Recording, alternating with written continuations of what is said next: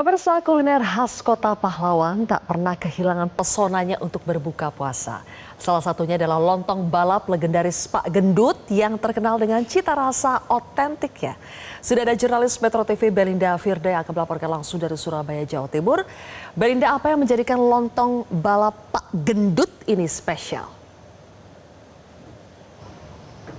Selamat malam Zilvia dan pemirsa. Kali ini saya akan membawa Anda untuk melihat rekomendasi menu berbuka puasa makanan legend di Kota Pahlawan Surabaya, yakni lontong balap. Langsung saja pemirsa, saya ajak Anda untuk melihat apa saja isian di dalam satu porsi lontong balap. Jadi ada lontong, kemudian ini ada irisan tahu, lengkap ya, ini satu porsinya. Kemudian nanti setelah tahu akan ditambahkan lento, ini wajib banget ada.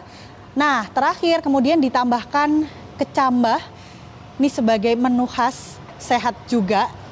Di sini kalau kita mencicipi lontong balap Surabaya, kemudian terakhir nih yang wajib banget adalah kuah panas khas dari lontong balap Surabaya. Disiramkan begini nih pasti menggugah selera banget ya, karena kalau kita buka puasa cocoknya sama yang berkuah dan anget-anget. Nah, jangan lupa ada kecapnya. Ini sebagai pelengkap untuk satu porsi lontong balap, termasuk nanti akan dengan ditambahkan topping bawang merah goreng. Ini menambah rasa gurih dari satu porsi lontong balap. Namun pemirsa, yang unik kalau kita berbicara lontong balap adalah nih, ada rombong apa tadi Bu namanya?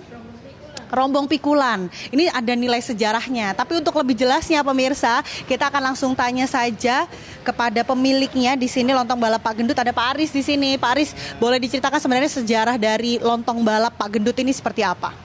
Kalau untuk lontong balap sendiri, ya. Jadi lontong balap sendiri ini sudah dari tahun kapan, Pak? Kalau untuk sejarah lontong balap sendiri dimulai tahun 1920. Cuman mulai dikenal di masyarakat Surabaya di era tahun 52-an.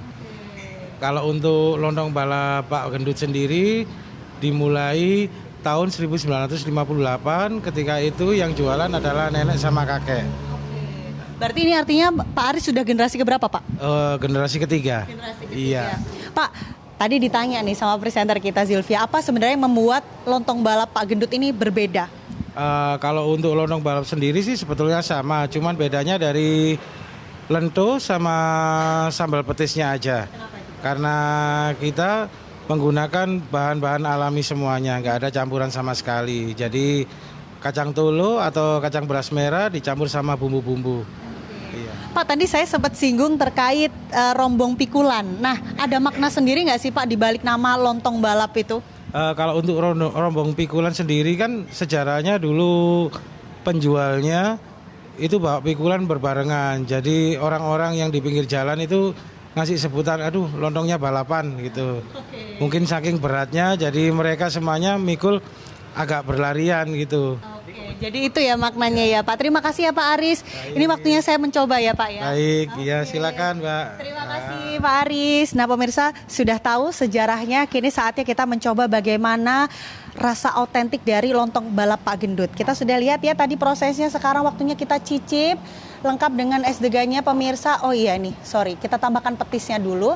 Jadi petis ini adalah pasta sari udang yang menjadi ciri khas dari lontong balap. Ini biasanya sih sambelnya ya, jadi ada rasa pedas, bisa disesuaikan selera.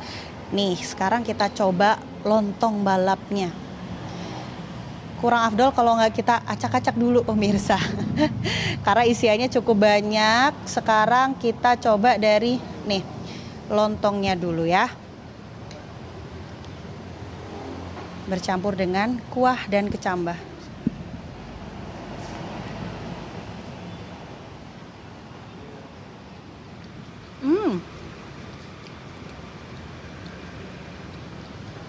Saya tadi sempat tanya pemirsa, jadi kuahnya ini terbuat dari ada bawang putih, kemudian daun bawang merah dan juga bawang pre.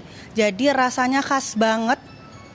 Medoknya pas, asin gurihnya pas. Sekarang kita coba kelezatan tahunya sebagai proteinnya.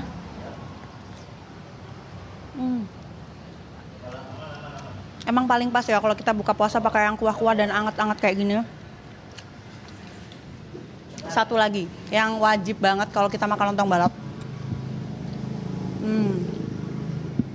Sate kerangnya pemirsa. Jadi ini adalah perpaduan. Kalau kita makan lontong balap, kita pasti nggak lengkap rasanya kalau kita tidak mencoba sate kerangnya.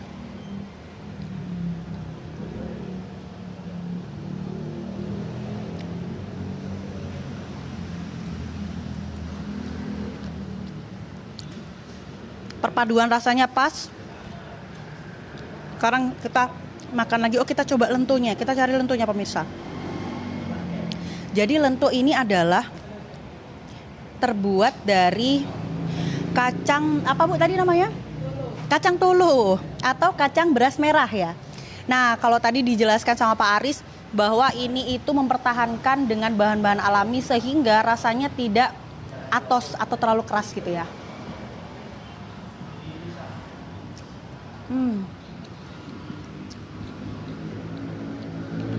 Kalau pemirsa mencari kelezatan makanan khas Surabaya, wajib banget datang ke sini, Lontong Balap Pak Gendut, karena pemirsa akan merasakan bagaimana lontong balap yang khas sejak tahun 50-an. Bisa dibayangkan ini sudah bertahan 6 dekade, sehingga dia bisa mempertahankan bagaimana keotentikan rasanya. Terakhir,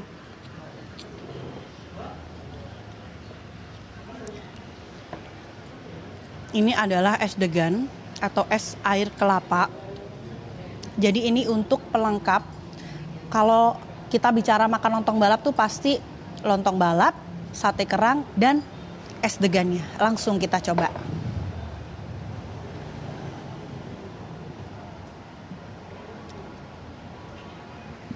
Kata Pak Aris, bukan tanpa alasan. Mengapa kita ditutup dengan es degan yang seger banget ini?